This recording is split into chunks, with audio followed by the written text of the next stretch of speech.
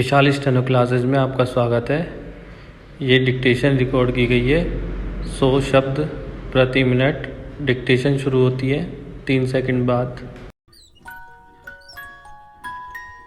प्रधानमंत्री नरेंद्र मोदी की सभी देशवासियों को कोविड-19 से बचाव के लिए मुफ्त टीका लगाए जाने की घोषणा देरी से उठाया गया लेकिन स्वागता योग्य कदम है।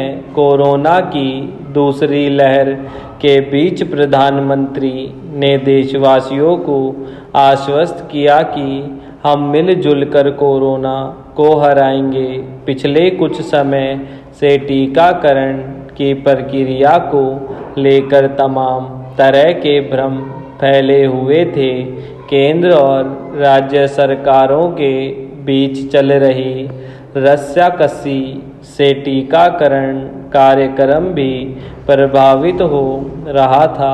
घोषणा के अनुसार 21 जून से 18 साल से अधिक आयु के सभी लोगों के टीके का खर्च केंद्र सरकार उठाएगी। देश कोरोना की दूसरी लहर से जिस तरह आहत हुआ वह सबके लिए चिंता की बात है।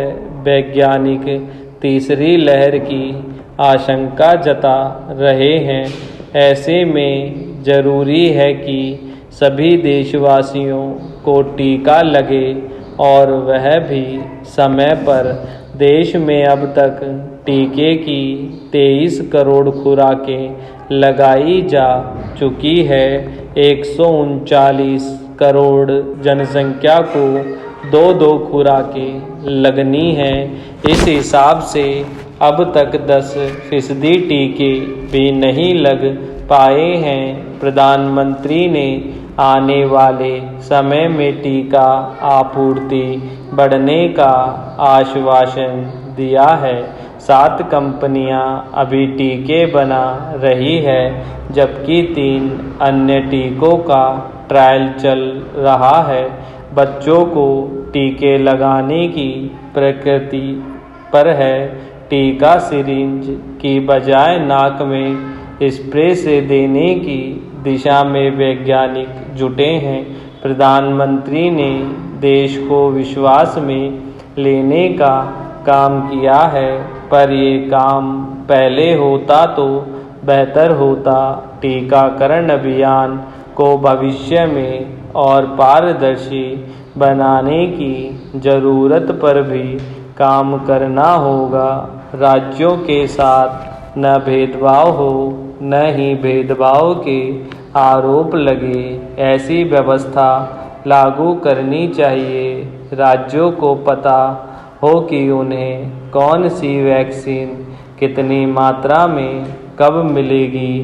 टीकाकरण अभियान को लेकर फैल रही भ्रांतियां दूर करने के लिए भी केंद्र व राज्य सरकारों को मिलकर काम करना होगा।